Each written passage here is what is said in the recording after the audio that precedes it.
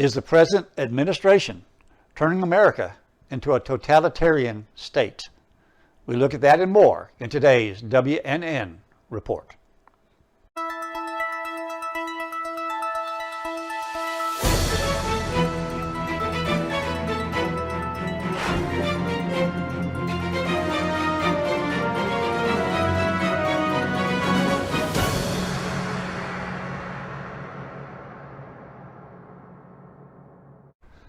Hello and welcome back to the Watchman News Network.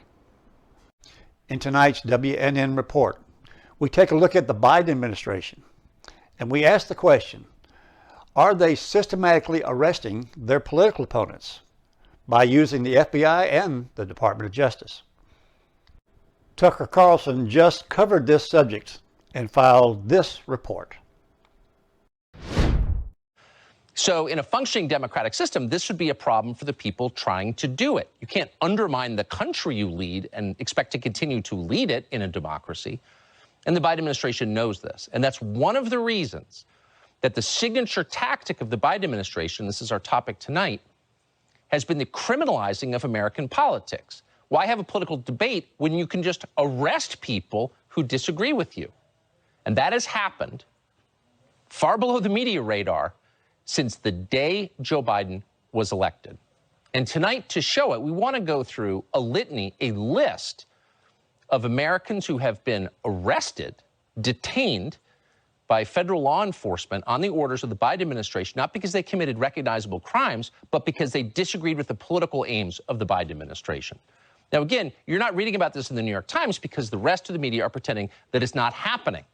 And instead, they're focused on the January 6th committee, which has taken, in fact, a lead role in this effort, rounding up enemies of the state.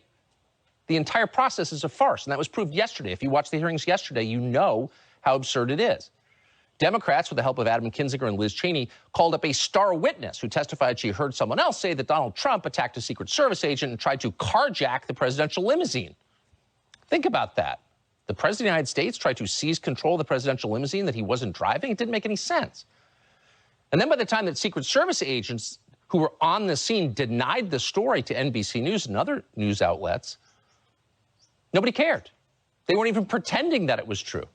The initial story was the point. The shock value was the point, not the factual basis of it. That's what passes for rigorous investigation in Congress at the moment. But no media outlet is going to revisit their decision to turn over their airwaves to the January 6th committee, even after yesterday's debacle. It is, in fact, a show trial. It is absurd by definition, and its absurdity is the point. The absurdity of it, the hollowness of it, sends the message. We run the justice system now. You are powerless. And that is the same message the Biden administration has sent to America for the last year and a half with the help of Merrick Garland, the most political attorney general in history. Here's a list of the things they've done because no one else has assembled it. Here we go. January 27th, 2021, days after Joe Biden's inauguration, the Justice Department arrests a man called Douglas Mackey, known online as Ricky Vaughn. You heard very little about this. Why? Because Douglas Mackey had extremist political views. But under the American system, it doesn't matter if you have unattractive or unpopular views. Your views are protected by the First Amendment. He was arrested for what? A crime? No. For creating internet memes that made fun of Hillary Clinton. But according to the Justice Department, those memes, quote, deprived individuals of their constitutional right to vote. So he went to jail. Then on February 3rd of the same year, 2021, the FBI raids the homes of Russell Taylor and Alan Hostetler. What did they do wrong? Well, they organized a lawful political rally on January 6th. They even had a permit for the rally. Taylor also committed the grave offense of being seen with Roger Stone in the days before January 6th. That's now a crime, too. Not in a free country, but in ours. Then on April 28th, 2021, the Fed seized the cell phones and computers belonging to the president's former lawyer, Rudy Giuliani. That didn't used to be allowed. You can't seize the records of someone's attorney. Those are confidential lawyer-client communications. Now, at the time, we were told that Rudy Giuliani had done something illegal in Ukraine. The walls were closing in. He was never charged with anything like that because it was all fake. But they got his privileged communications anyway. Then on June 24th, 2021, the feds raided the home of a Giuliani associate called George Dixon. The FBI never explained the purpose of that raid, but Dixon was working on a documentary about Joe Biden, Hunter Biden, and their business dealings in Ukraine, and that's no longer allowed. A direct attack on the free press, not covered by the media. And then, because this list does go on January 19th, 2021, a journalist at InfoWars called Owen Schroyer was arrested and charged. Why? Well, according to the federal complaint, Schroyer told the crowd on January 6th, quote, "Today we march for the Capitol because on this historic January 6, 2021, we have to let our congressmen and women know, and we have to let Mike Pence know that they stole the election," end quote. Now, you may not agree with that, or maybe you do. It doesn't matter. That's protected speech under our Constitution. But under Joe Biden, it's a crime. And then on November 6, 2021, the FBI raided the homes of several more journalists who work for Project Veritas, including the organization's founder, James O'Keefe. What did they do wrong? Drug trafficking, human trafficking? No. They reported on a diary written by Joe Biden's daughter, Ashley. And in that diary, Biden's daughter reveals to the rest of us that Joe Biden showered with her in a way that she described as inappropriate and that she blames for making her sexually compulsive in later life. For having access to that information, the FBI raided Project Veritas.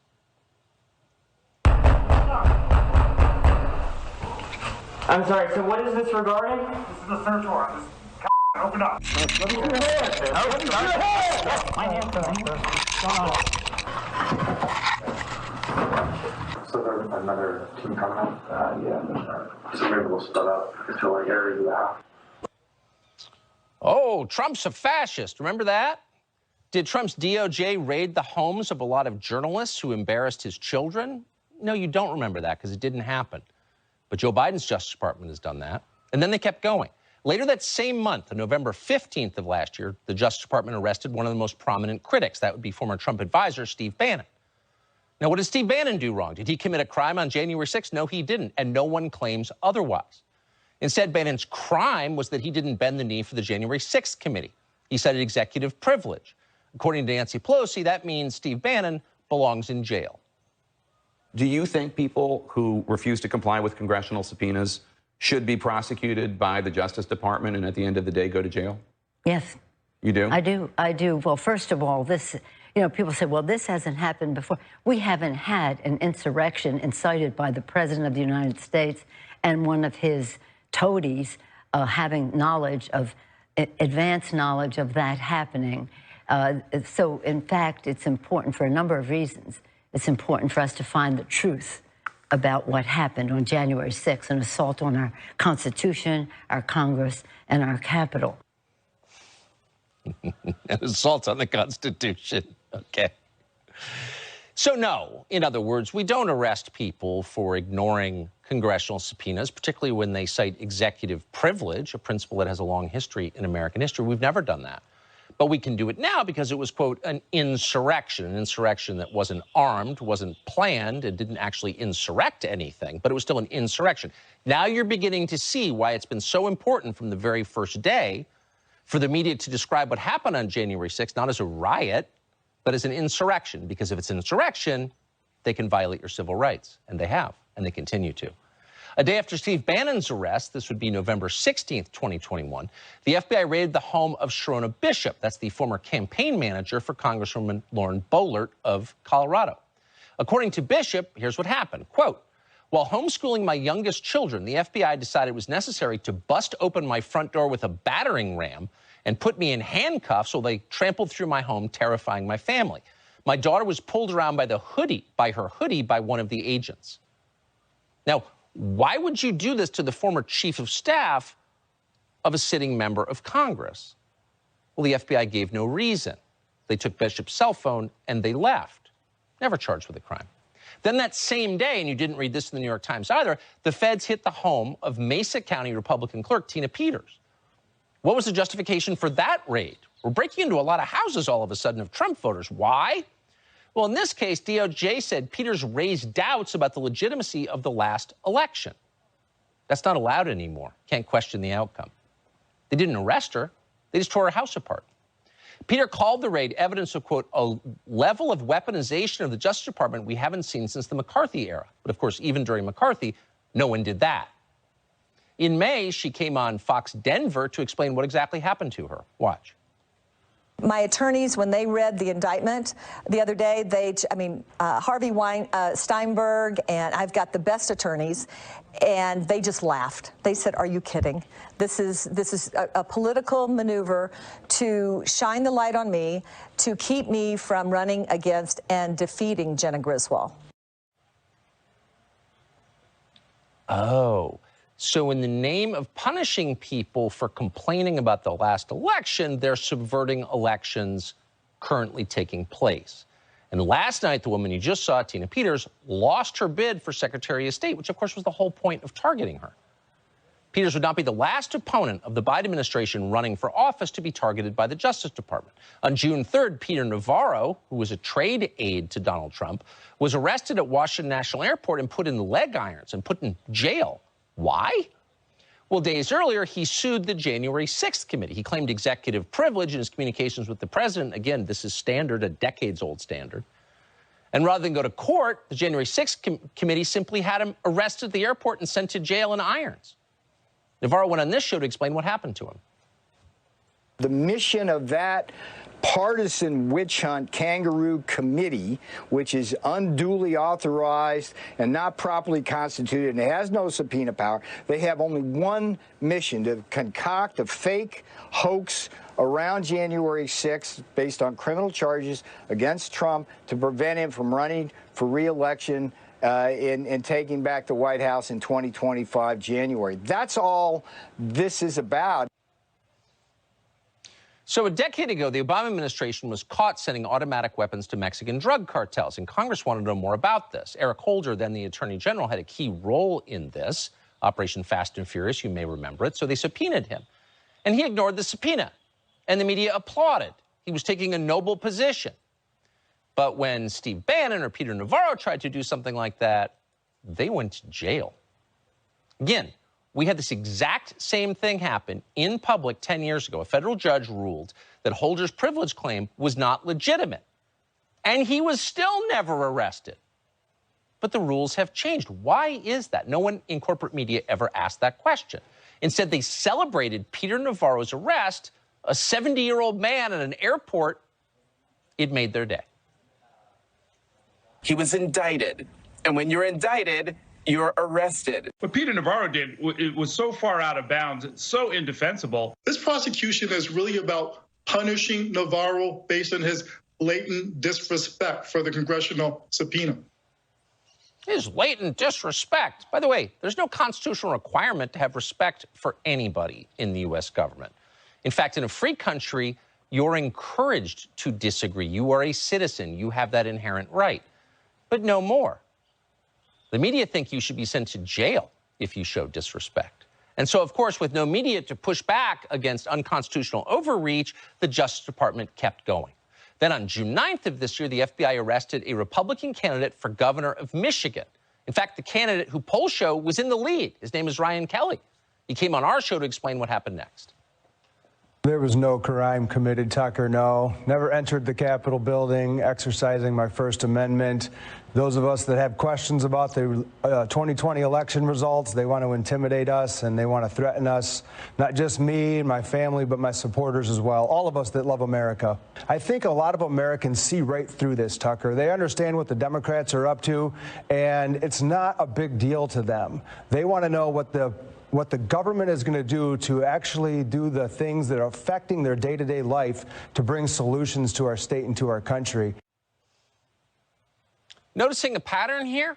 Speak up against Joe Biden. Dare to organize other people to speak up against Joe Biden. Dare to run for office against Joe Biden, and you raise your chances of the FBI showing up at your house exponentially. It took months for us to recognize a pattern. In fact, it took coming to Brazil, where this kind of behavior is common, to realize that's exactly what's happening in our country. And as if you needed more evidence, these raids continue. On June 22nd of this month, the feds cornered former Trump attorney John Eastman in a parking lot and seized his phone. They didn't even provide a warrant before they did that. Watch. Go ahead and put your arms up for me. Can I see the warrant? Sir, put your arms up for me. Can I see the warrant, please? I'd like to see the warrant. I'd like to see the warrant. I'd like to see the warrant. Let me see the warrant, sir. I'd like to see the warrant before you take my property. Sir, there's a warrant right now, sir. It's right over. Here's the warrant. Right. I want you to see that they took my property before providing me with the warrant. I'd like to read the warrant. Put your hands up, no warrant for you. What did that man do wrong? We still don't know.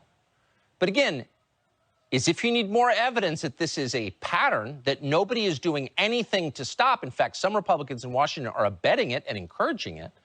There's this. A day after that was shot, June 23rd, last week, the FBI searched the home of former Trump DOJ official Jeff Clark. Again, there's no suggestion he committed any crime of anything, that he did anything wrong. What he did was say things that Joe Biden and Joe Biden's Justice Department didn't like, so he was hauled out of his home in his pajamas for maximum public humiliation. At one point, 12 agents and 2 Fairfax County police officers went into my house, searched it for 3.5 hours. They even brought along something, Tucker, I've never seen before or heard of, a electronic sniffing dog. And they took all of the electronics from my house. I don't blame the agents. I think what you're talking about in terms of weaponization is really about who's pointing the agents and telling them what to do. I just think we're living in a era that I don't recognize, and increasingly, Tucker, I don't recognize the country anymore with these kinds of Stasi-like things happening.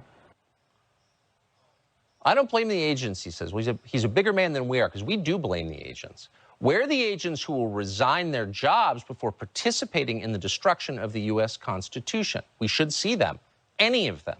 Is anyone else noticing this? No. And no one's saying a word. And because no one is, abuses of power escalate. This show has just learned that as of this week, the DOJ's counterterrorism division is prosecuting a lawyer involved in a dispute over election integrity. Counterterrorism aimed at people who ask questions about the last election results. And by the way, if that doesn't pique your interest about what exactly must have happened in the last election, nothing will. Why are they so angry?